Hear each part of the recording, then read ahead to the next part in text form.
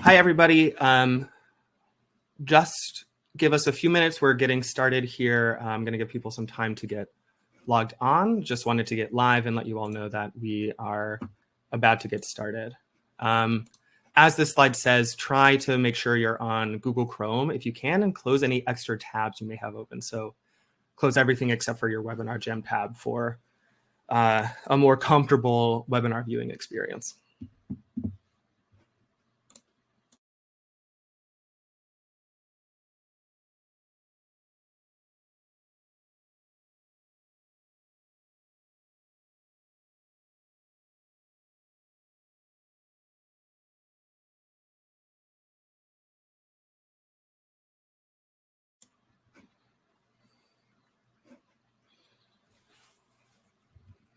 I see we've got some more people hopping on.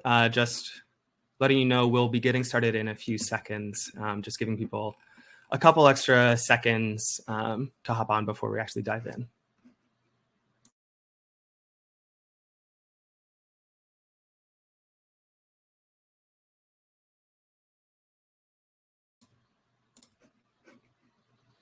All right.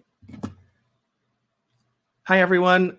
Thank you so much for joining us for our webinar today. Before we get started, just a quick reminder that for the best audio and viewing experience, we recommend that you use Chrome to connect to the webinar today and to minimize any open windows you may have. That includes any extra tabs you may have open on Chrome as well as other applications. So reduce as much as possible just to Webinar Jam, because that will make it run a lot smoother on your end.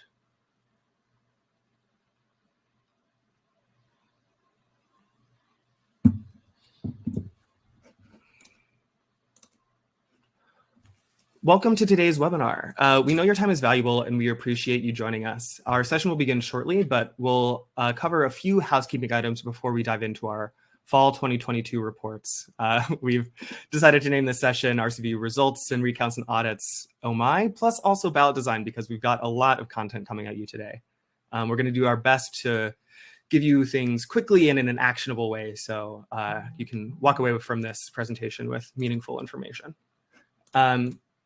So first, a few housekeeping things. Due to the number of attendees, we have muted participants to reduce audio interference. For better viewing, you may expand or minimize your control panel by clicking on the orange tab located on the left side of the left edge of the panel. If you have technical issues, please use the chat feature located at the bottom of your control panel to send us a message, and we will try to assist you. Attendees may also submit questions or comments pertaining to the webinar using the chat feature. The session will conclude with a Q&A portion when we'll address as many questions as possible.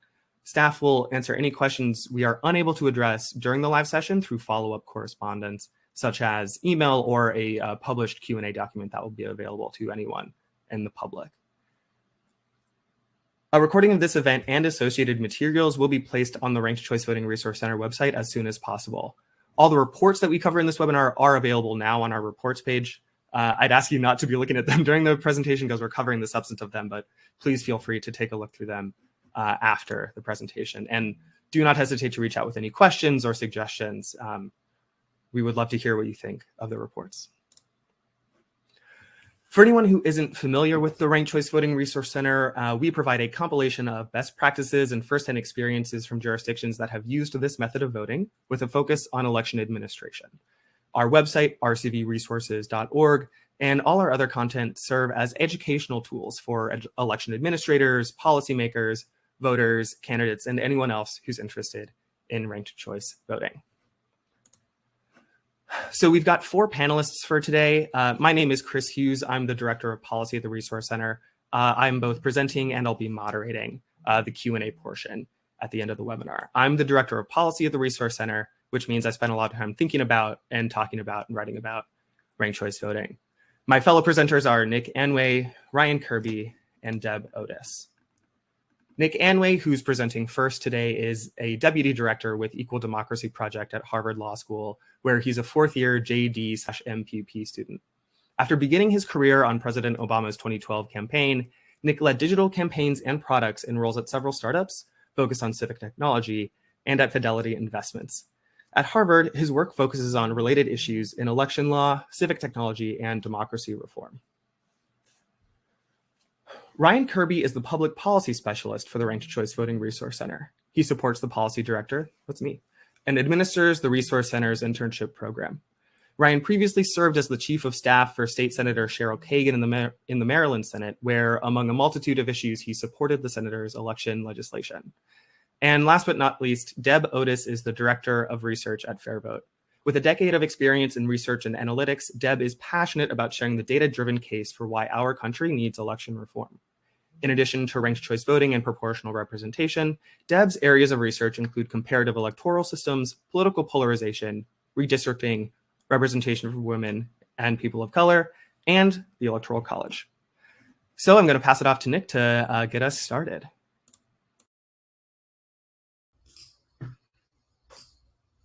Hey everyone. So I'm going to start off by talking about the RCV election results reporting. So there are two reports that came out of this, collaboration between Equal Democracy Project and RCV-RC. And just as by way of background, at Equal Democracy Project, we work on a variety of partner initiatives like this one, where students are involved in doing research for outside organizations. So just wanted to shout out Chris, as always, for getting students involved in this work. So for both of these reports, we wanted to look at what successes and pitfalls have emerged from reporting ranked choice voting election results as RCV has begun to scale across the country. And from those successes and pitfalls, see if there were a set of best practices that we could glean and share out with you all. So just a quick note on our methodology. We surveyed 44 jurisdictions that have implemented RCV across 11 states. We compiled 6 case studies based on those 44 jurisdictions, and then pulling from both of those previous 2 sources, Chris and his team created a best practices document, which I think is a really helpful landing space for a lot of the insights we found. So I wanted to take us through one sample case study, and then we're going to talk about the best practices as well. So the first place we looked at was San Francisco. So since 2004, they've elected municipal officers through RCV elections.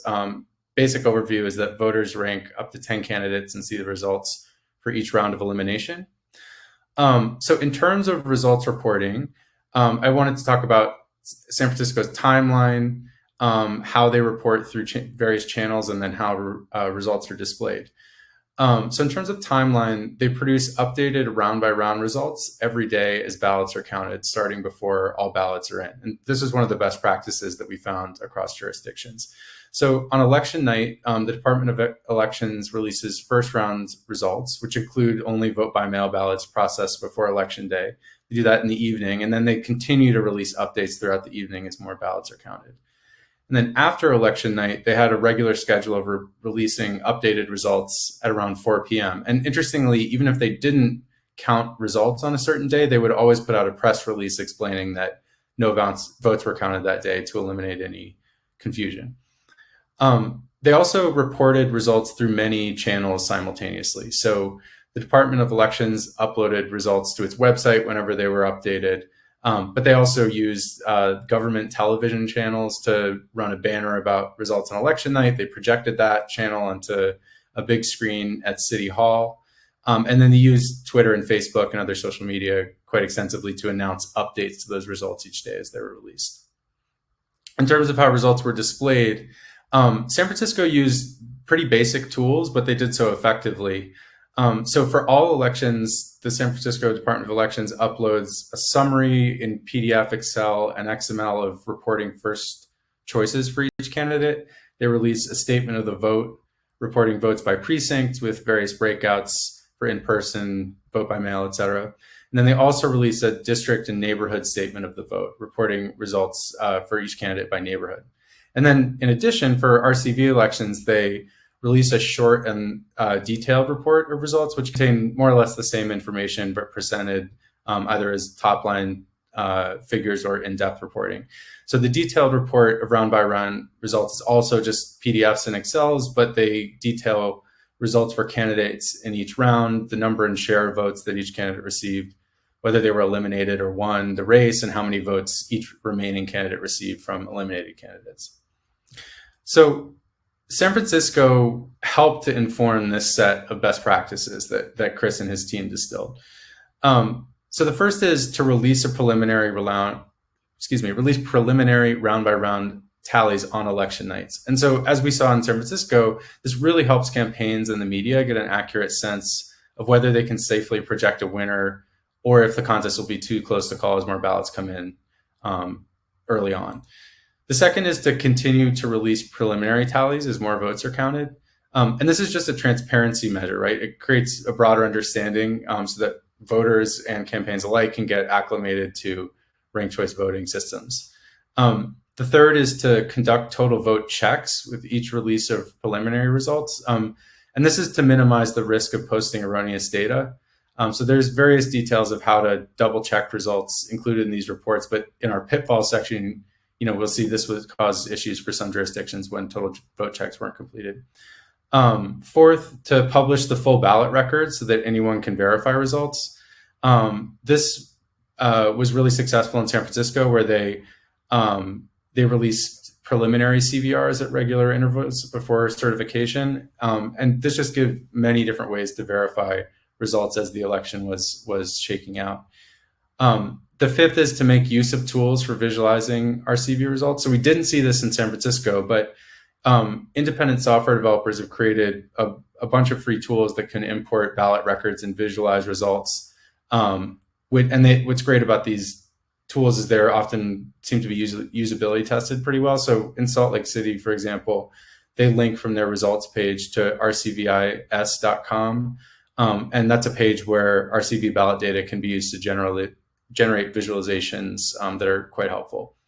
And the last is sort of the most obvious, but also maybe the most important, which is to clearly communicate expectations, timelines, and results upfront and during elections. So, publishing clear results reporting plans well before election day, then it sets expectations by including anticipated timelines and the frequency with which results will be reported is quite important. And then being proactive about explaining that timeline to the voters and the media before election day, and then sticking to it and updating results as you move through election day and beyond.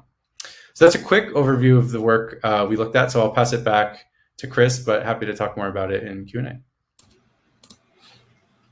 Awesome. Thanks, Nick. And you came in a full minute under time, so I appreciate that. We'll see how well I do at keeping to my own schedule.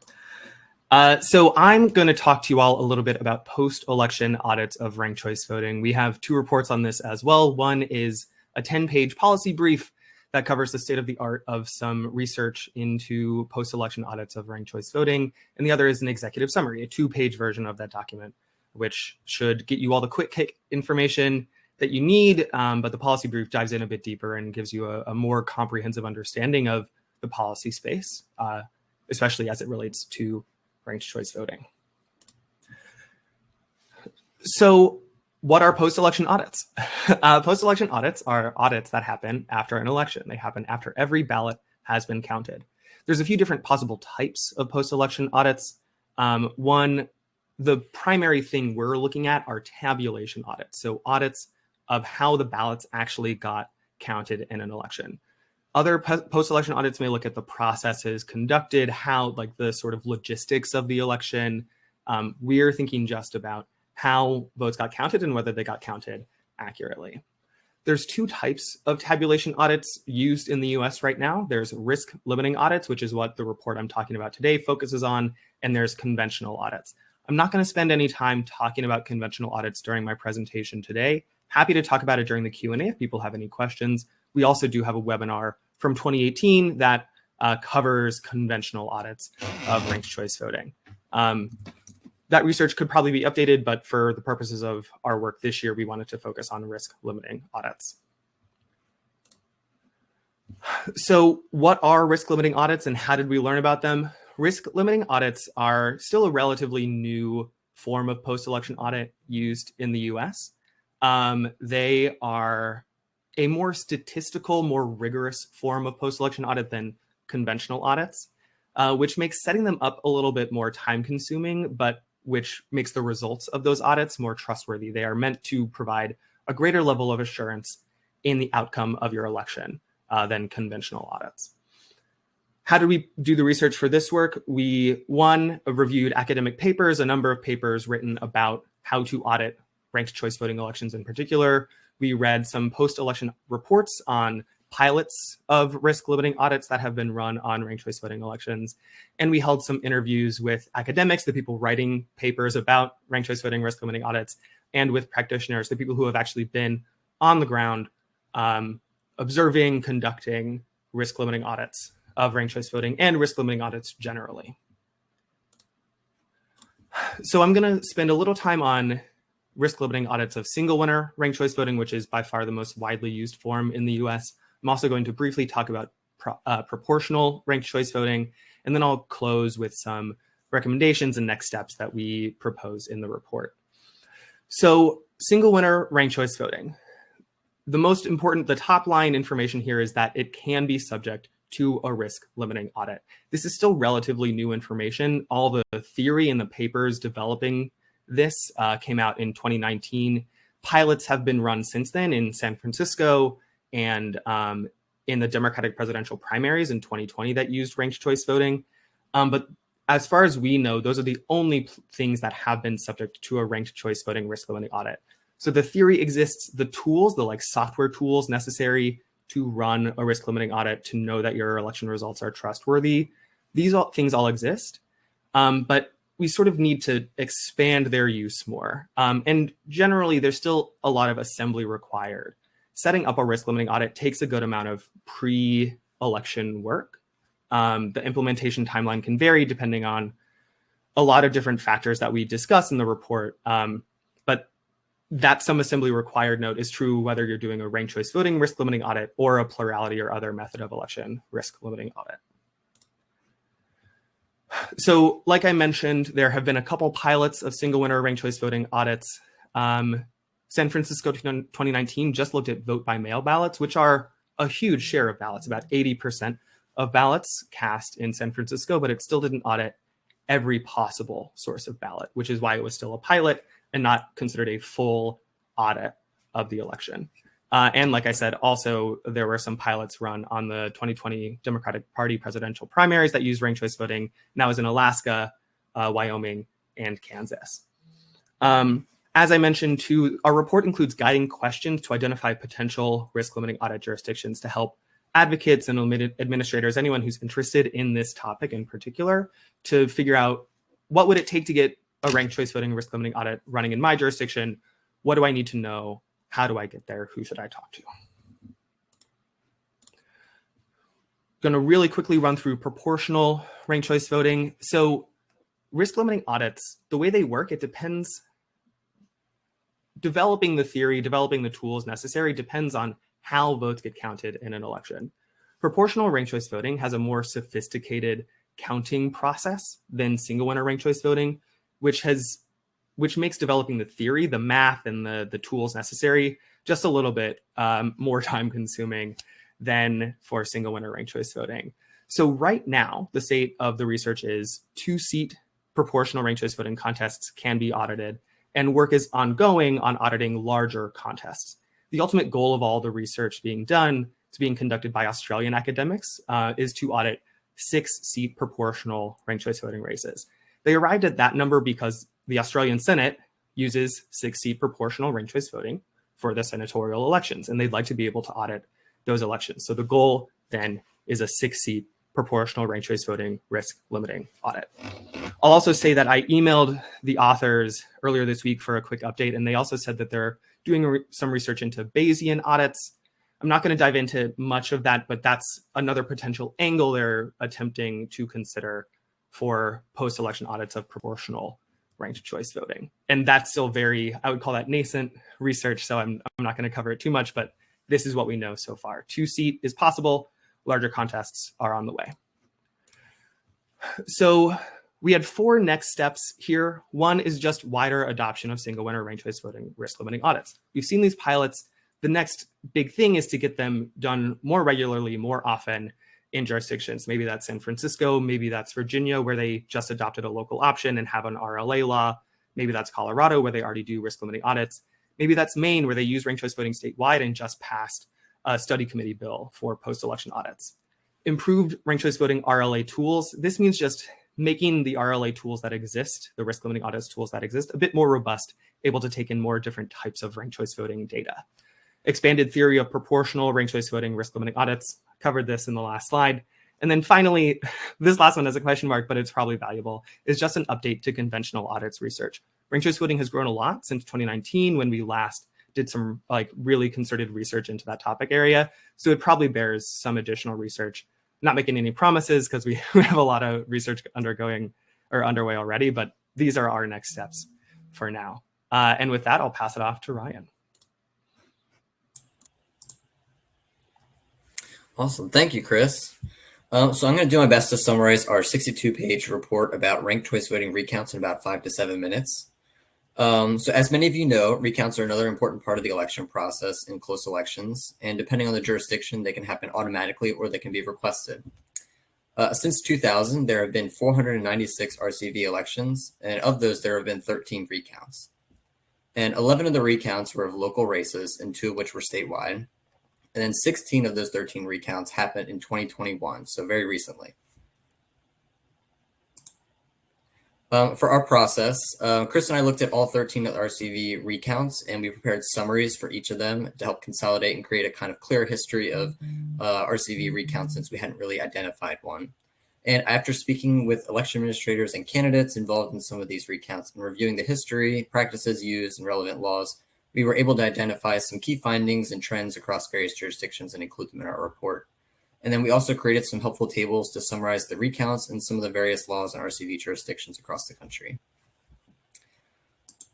So for some of our key findings, adapting current procedures to handle RCV recounts is possible. In short, each of these jurisdictions were able to conduct a successful RCV recount. And of course, there were changes that needed to be made to their previous practices, but they were all able to do it, even if it was their first RCV election, and in some cases on such a quick timeline. Take advantage of existing recount best practices. Many of the same practices related to the chain of custody and reviewing ballots still apply, and there are several resources available from that, whether from national groups or from your local or state secretary. Make recount materials available to the public to increase transparency. Making any guidelines or procedures available online provides the public, candidates, and the press the option to learn more if it looks like an election will be close. Some examples include training materials or voter intent guidelines, and it helps to get ahead of any questions, particularly in our current political environment. Prepare for some additional time when conducting RCV recounts. While the principles of recounts remain the same, more complex ballots and multiple rounds of counting may add time, especially if conducting a hand recount. With additional rounds in RCV elections, it may take longer to review each round or each relevant round or some of the different markings that voters can make. For some of the lessons that we learned looking across these different jurisdictions, the full report has more lessons learned and in greater detail, but just covering some of the bigger things that we noticed. For the method of recounting, you want to review the governing statute to determine whether the recount will be a machine retabulation or a hand recount, which can make a significant difference in the time and the cost. It is also important to be aware that candidates may request a specific type or start with a narrow recount of certain precincts, and consider who will be responsible for paying for the recount. For a pre-election review of recount materials, recommend setting time aside before an election to ensure all your recount materials, your guides, your training materials are all up to date and key stakeholders in the jurisdiction know where to find them. It's important to review them each election cycle in case there is new election equipment or changes in governing law. And then it's also important to have training materials for a recount ready to go before the election. This way, the training can be conducted efficiently during the tight post-election timelines. And consider whether the recount is being conducted with staff, nonpartisan volunteers, or volunteers from the candidates themselves. Communicating with the press and candidates. The press is likely to have an interest in close elections, and candidates will surely have a vested interest in the outcome. Starting by providing materials online well in advance of an election helps to inoculate some of the big questions early on, and during the recount, providing routine updates and making current totals available. Some jurisdictions even use a projector to display live counting results at the recount location that helps candidates and the press kind of see what's going on and keep updated. Some of the areas for additional policy development. So we want to finding an efficient method for hand counting proportional RCV with fractional transfers. Currently, Cambridge, Massachusetts, which conducts recounts by hand, uses random transfers to handle surplus votes. So managing the ballots by hand with fractional transfers presents different challenges. That's something we want to kind of look into, see what kind of solutions might be there. Researching margin calculation, the best way to calculate the margin between two candidates or more candidates and how it should be applied between rounds. And additional research is needed to identify if there are any trends in publicly funded recounts and how that might connect with ranked choice voting. And then finally, counting ballots by hand to create a new CVR, followed by software-based round-by-round counting. And then this was just a quick summary of our ranked choice voting recount report, and I'm happy to address any other questions from the Q&A portion, but at this time, I'll turn it over to Deb to talk about ballot design. Thanks so much, Ryan. So my name is Deb, and I am from FairVote, a partner organization of the Resource Center. And so today I'm going to be talking about a report that we did in partnership. Our two orgs worked on this ballot design analysis and ballot design recommendations. So the goals of this analysis were twofold. Number one, we wanted to look at how voters engaged with the ranked ballot for different styles of ballot to see whether voter behavior changed there. And then the second goal, create some best practices for ballot design based on our findings. So as a quick overview of one of the key factors we were looking at is grid ballots versus column ballots. So here's some images. This is a grid ballot on the left. See, the candidate names are just written one time, then you fill in the bubbles in a grid. Over on the right, we call that a column ballot. So the candidate names are repeated for your first choice, your second choice, and your third choice. It takes up a little more space on the page, and we're repeating the candidate names here. So we wanted to understand how voters are engaging with these differently, as well as a couple of other factors. But the top line is we're looking for anything that increases the number of inactive ballots. So the ballots that are not ranking one of the two finalists and counting in that final round. So top line, these two ballot styles were both effective at keeping ballots active, so voters having their voice heard in that final round. There was no significant difference here between grid and column ballots, but the cause of ballots becoming inactive changed based on which style ballot you're using. So these charts here compare the reasons for ballots becoming inactive. When I say inactive, that's the same as becoming exhausted. So a ballot that counts in that first round, but becomes exhausted or inactive prior to the final round. And so on grid style, it's very obvious. There's a visual difference here. On grid style ballots, the purple line are ballots that are inactive by voluntary abstention. That is a voter choosing not to use all available rankings, and then their ballot becomes inactive. The orange line on column style ballots becomes higher there. That's inactive due to the ranking limit. So that means a voter did use all the rankings they were allowed to use, but they still didn't have their ballot counted in the final round because they didn't rank one of the two finalists. Column style ballots take up more space on a page, more physical space on your ballot card. And so they're more likely to have a ranking limit here that then, might say voters are only allowed to rank 3 candidates. And so overall, same number of ballots staying active until the final round, but it varies. And this can create a kind of trade-off for administrators or policymakers who are thinking about this. Next up, I will briefly speak to ballot error rate.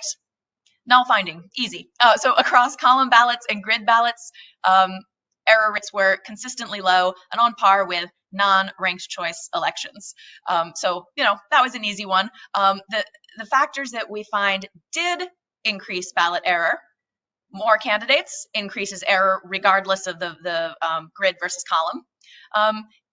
Ballots that ask voters to connect the arrow, meaning draw a line between the two halves on your ballot to vote for your candidate, that's harder, and that creates more error than fill in the bubble. So those are factors. One other error rate factor is the switch to a new ballot style. Creates a little 1-year spike in error rate as voters adjust to a new ballot style.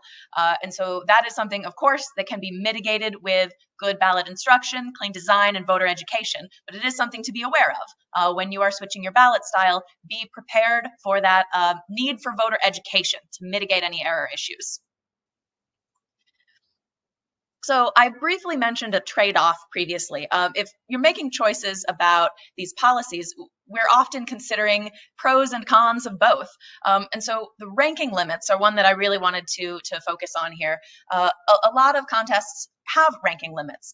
For example, New York City limits voters to 5 choices. And even in a crowded race, say their mayor's race that had a dozen candidates last cycle, voters were only allowed to rank 5 of those. And so what sort of trade-offs are we making here? If you have a ranking limit, we're going to end up with more inactive ballots because the voters could not rank all their choices. But manageable ballot size, and that really matters, particularly in a jurisdiction that does a lot of vote by mail. This will increase your postage costs and your printing costs here. So these are things to consider. If you have no ranking limit, on the plus side, more voter choice. Voters have full freedom to rank as much as they would like, but larger and more complex ballot. And so you're potentially dealing with a higher error rate and just the increased complexity for voters. And so ultimately, this led us to a recommendation that ranking limits are okay as long as it is at least 5. So here are the recommendations we ended up with. Allow at least 5 rankings. More is okay, but do not do less than 5, or you are limiting voter choice enough that we are kind of impeding the success of ranked choice voting here. Number 2, use ballots that instruct voters to fill in the oval, not connect the arrow. And now if you've never seen a connect the arrow ballot and don't really know what I'm talking about, that's because they are mostly going out of style. And our analysis matched up with existing research from non-ranked choice races. And so this just is consistent with what's already out there. Continue moving away from arrow ballots.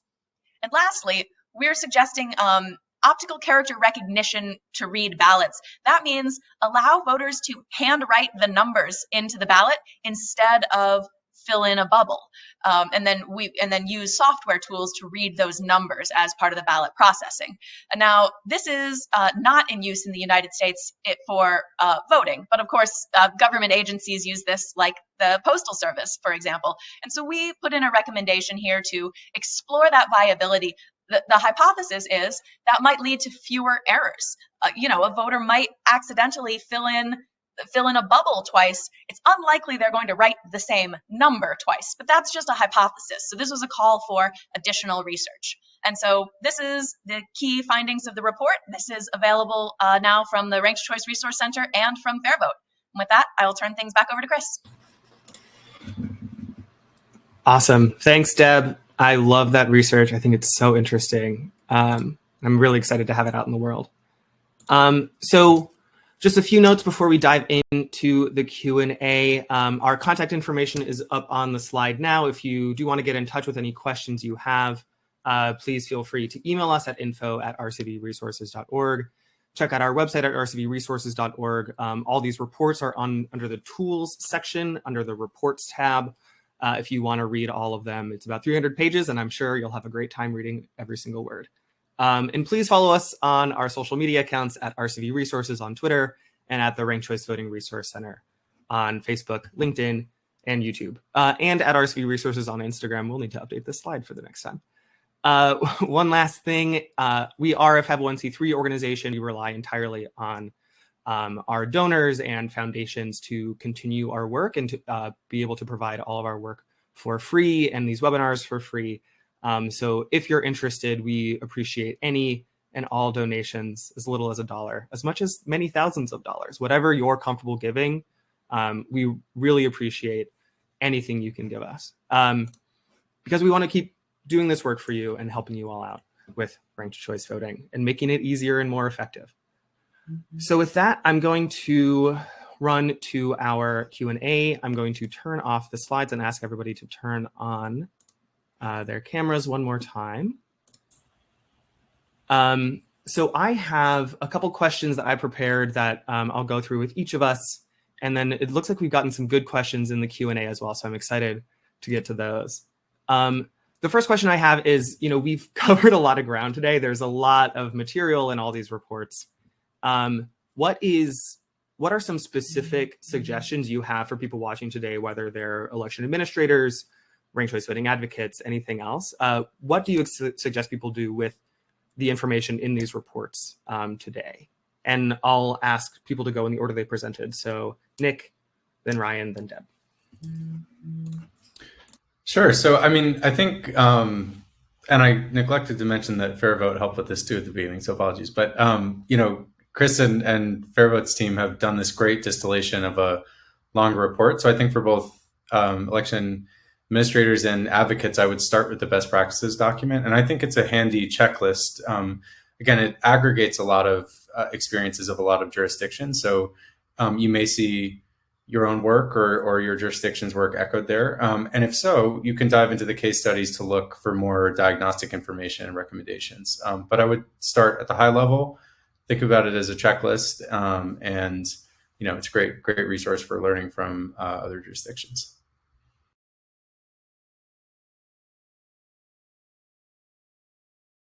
Ryan. I guess one thing that's easy for an election administrator kind of to tackle would be trying to put some of the documents available online, whether there's any of kind of the voter intent guidelines or any of your own training materials. Just trying to get that available increases transparency, and also is a good reminder to make sure you keep it updated too. Yeah, it was definitely one of our challenges was just finding some of those resources. So that would help us out too. Thank you. Yes. And Deb. Totally agree on start from the high level. So these reports are now available. They tend to have, the key recommendations. And so start from there and then dig in as much or as little as you need to. There is a lot of content here. The idea is to make as much as we can available, and then to make it easy to find the part that you need, the part that's relevant to your jurisdiction. Risk limiting audit. Could they run if they wanted to run one of ranked choice voting? What are the constraints they're working under so that they know they can get a little more focused if they're trying to do this locally? And I'd say that's valuable both for election administrators and for advocates. Administrators so they can, pick it up and run with it. Advocates so they can have more constructive conversations locally, help people find resources that are relevant to their local needs. All right. So I've got one question each for each of you as well. Ryan, recount policy varies widely across the United States. How does the report grapple with that variation? Yeah, that's a great question. And that's something we have to consider in a lot of our work. We tried to pull together the summaries for each of the 13 recounts, and they were across various jurisdictions. And we tried to establish some of the baseline history, and that allowed us to kind of start and look and identify some of those trends. And then one of the things we have to do for our recommendations is maybe not necessarily tell a jurisdiction what to do, but ask some questions for them to consider. And there are a wide variety of issues that, particularly for recounts, that we look at as to whether it relates to the margin or how you break ties or anything like that. But we try and ask some questions, perhaps maybe rather than tell them exactly what to do, because each jurisdiction is different. Awesome. Yeah, that was one of the harder things for us to figure out as we started. Yeah. But I think we wound up in a good place. Nick, this answer may be a little repetitive, but I already wrote this question out, so I'm going to ask it to you. For any election administrators watching, what is the most straightforward change they can make to their ranked choice voting results reporting process? Yeah, sure. So my answer is make a plan and tell everyone about it. And in a way that might sound obvious, and I'm sure this is something that everyone's doing anyway. But what was really interesting about digging into these case studies is just how much came down to clearly setting expectations up front. They reported in a minimal way that was clear. And then I mentioned this before, but I just love that even on days where they're not doing anything, they report a null result. Every day at 4 p.m. after the election, we'll tell you what's going on. And I think that transparency and planning is a really effective way to avoid some of the pitfalls that we saw, because a lot of them really boil down to confusion with candidates, with voters, about statutory requirements, et cetera. But I think that planning step allows you to sort of preempt some of the confusion that can occur as these systems come out. Yeah, I'd say that was, I mean, I think that's also the case in our recounts research, is this sort of like transparency, clear communication beforehand just helps everybody feel a little more like there's just fewer questions. There's less conspiracy theories that can jump out. Deb, I have two questions. I'm going to read them both and you get to pick which one you want to answer. My first is, did you notice any change in ranking behavior over time in doing this research? And the second is, are there any aspects of ballot design or voter behavior that you couldn't include in this analysis that you'd want to add in the future? Sure, thanks. Well, I'll start with that first question. Is there a change in voter behavior over time? There's not a sustained change over time. We did not find it in this analysis, but we did find one interesting thing. In a lot of cases, although not all, in the first ranked choice voting election, there's a spike of extra ranking. It's like people are excited. And we know this from exit polling and other analysis out there, that once voters get the chance to use a ranked ballot, they say that they like it, and they want to keep using ranked choice voting, it's even more. The biggest driver of that is how competitive is the election, rather than how long have they been using ranked choice voting. Awesome. And so there was actually one question in the Q&A that I'm going to take for myself because it was about audits, and then we'll turn to the rest of the questions from people. I thought it was a really good question, and I wish I had covered it in my presentation. But the question is, for a ballot comparison risk limiting audit, which is a particular type of risk limiting audit, do you still just check the votes on the physical ballot against the votes in the cast vote record? Or is it more complicated than that? So to break that down for people, the way risk limiting audits work is you have your digital record of your votes and you have your paper record of your votes. And you're checking that the digital record and the paper record match up. If they don't, you might expand your audit. You may review more ballots. If they do, then you get assurance that your election was accurately counted. Ballot comparison, you're directly comparing that digital record and the paper record. And to answer the question at hand, yeah, the process is functionally the same in a ranked choice voting audit. You put in, you feed your data into your audit tool. It tells you, hey, you should audit this many ballots. Compare, this random ballot from this precinct to this line in the cast vote record data. And if they match up, then that's good. Go to your next ballot. Keep auditing until you finish your audit as defined by all the different factors you use to determine the scope of your audit.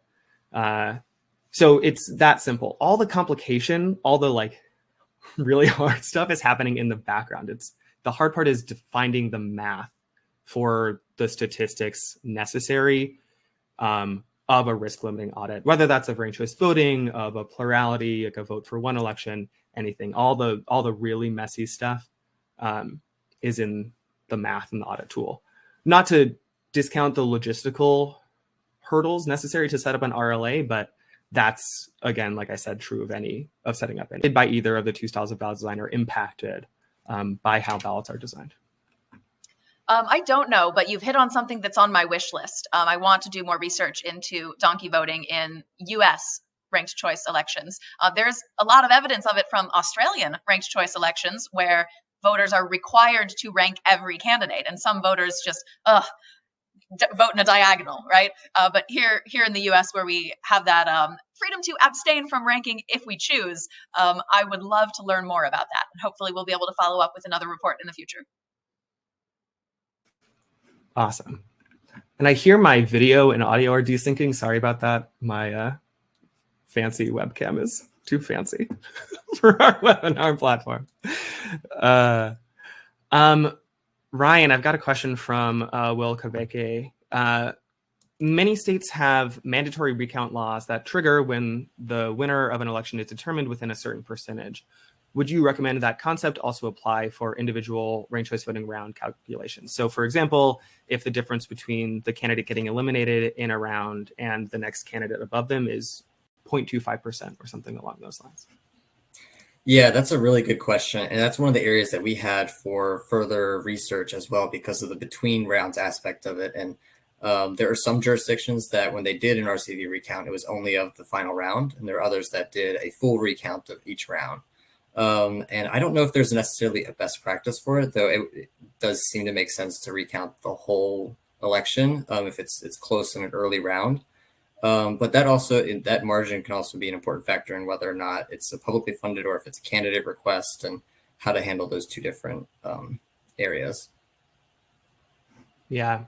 And I think this reflects Utah's specific recount policy, where they do require this. But again, I think your answer is right. One question from Tiani Coleman is it true, or can you talk a bit more about, Deb, about error risk that the elections we study are done by admins who have done a really good job of voter education, and they've created clean ballot design and voter instructions, and that is part of it. And so for any new jurisdiction moving to ranked choice voting, the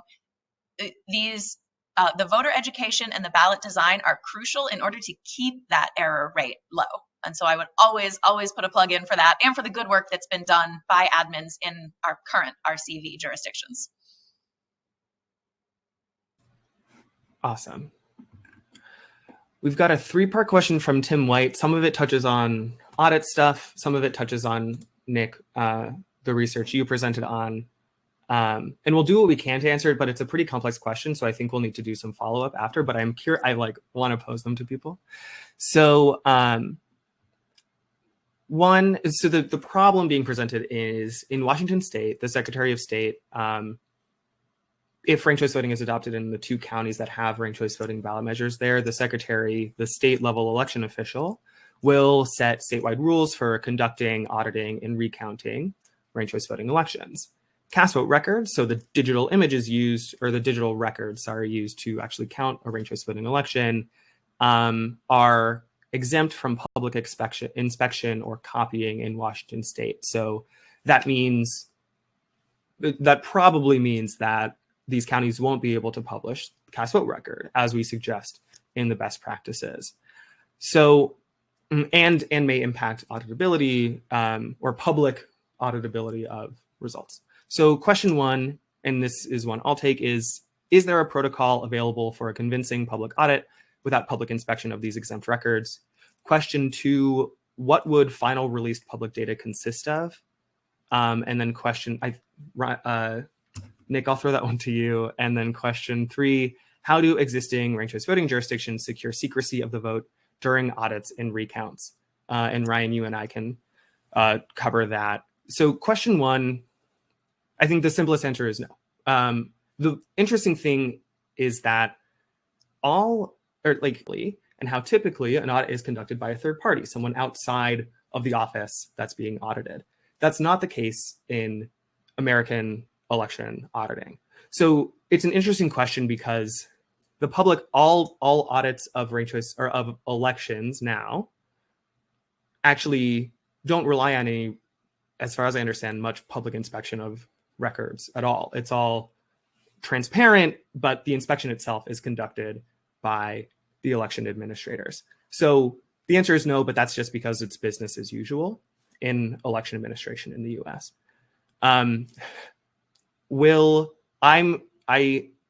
We can include a link to Will's post about this because I think it's an interesting angle on how to think about post-election audits in the US in the resources for this, this webinar as well. Question 2, what would final release public data consist of? Nick. Yeah, so I mean, I think there's sort of 2 answers to that question, one of which so I guess there's a question of how it gets to being the public release of the data in terms of, anonymization, et cetera. And so that we didn't look at, and so I don't want to speak to it. But I will say, I think this was really the reason that we liked the San Francisco case study so much and I'll just drop a link in. I was just finding how they do it as we were talking. But again, I think what's great about what they do is that they're very clear and very simple, but so I think that they make a point of releasing these CVRs as they're going, both in a preliminary and final manner. So again, I would just look at them as a best practice reference. And then I think, to me, I view all the public-facing data releases that are meant to be explanatory, and by that I mean data visualizations, as nice to haves. They seem to work really well for a lot of folks, and the tools seem effective. But again, I think that the essential point is having, confusion alleviated by very clear, easy to use results. And as a former tech person, I just love that San Francisco is extremely clear by using a lot. In most cases, the ballots should already be removed from any personally identifiable information. And if there is anything on there that's such as, a voter wrote their name or anything, voter intent guidelines and all of that, and that jurisdiction should cover some of that. So when you're going through the recount, in many cases, they're publicly available. Anybody can come and observe. Obviously, COVID did have an impact on how that was transparent. But for most cases, jurisdictions try to make it as publicly available as possible. But some of that comes down to who's involved in the recount, whether they're volunteers or campaign volunteers, or if there's actual staff. And so that also comes into play. But for the most part, everything is secure and anybody can see it. But there should be no person identifiable information on there. So the actual person's votes should be secret. Yeah, and then I'll just add that in my experience, ranked choice voting jurisdictions use a lot of the same protocols they use now for keeping any vote safe. They have very clear chain of custody documents. They have pretty strict rules about, what computers can connect to the internet or can connect to on secured intranets. And there's a lot of other security features that exist in elections offices that remain and apply just as well to ranked choice voting as they do to a non-ranked choice voting contest. One more. I saw one more question. Give me 1 second. And we have about 5 minutes left, so I don't have a ton. I think we can do maybe 2 more questions. One thing, I think an interesting thing I want to pull up out of the chat is Robbie Moreland in Fort Collins, Colorado, asked about candidate blue books. So how do voters learn about candidates? Because they're seeing back and forth in the chat about Alaska's practices, Washington State's practices, North Carolina, Hawaii as well. So we'll be sure to include all that sort of information in our work as well. And if you do know of any place that's producing candidate blue books like this, please feel free to email Robbie. Her email is in the chat. And email me too. I'm curious about it. We have one question also from Jay and Nick. I'm going to throw this one your way as well. Or not from Jay, sorry, from Tiffany. What are your thoughts on releasing ballot images, so literal images of the ballots as scanned into machines? Do those add anything meaningful in regards to transparency, especially if we already release cast vote records? Yeah, I don't know. I mean, it's I guess as an audit question, maybe, but we didn't see that jump as a best practice. I think in large part because obviously people are looking for aggregate data. But it's an interesting question. I would say we didn't look at it specifically, but yeah, I don't want to speak beyond the scope of our research, but yeah, I mean, I think what seemed to be again, I feel I'm maybe being repetitive, but I think what seemed to be the clearest thing was really simple results aggregation in a format that people know how to use. So I think if that's a visual format, RCViz seems great. And then if that's tabular, I think, just having simple PDF and Excel stuff works well. But I don't want to speak specifically on that point beyond that, because I think it's a good question about if that has some reassuring behavioral effect. I think that's a question for a good experiment. Yeah. Yeah, I think that's something that definitely deserves more research. San Francisco is the only ranked choice voting jurisdiction I know of that publishes actual ballot images. And I've personally found them perfect. I think we had one last question about write-ins. And I will take that. Sorry, everybody. How are write-in votes addressed in ranked choice voting elections? If the total number of write-in votes is smaller than the lowest number of votes for a candidate on the ballot, then they're discarded after the first round. That write-in candidate gets eliminated, voters have their votes transfer to their second or later choices. But what happens if the total allows write-ins to play in succeeding rounds? So there's two ways to think about this question. In some jurisdictions, write-in candidates have to register. They have to say, hey, I'm an official write-in candidate. I'm not on the ballot. I didn't get enough signatures, or, I just filed too late, so I have to be a write-in candidate. Various other reasons.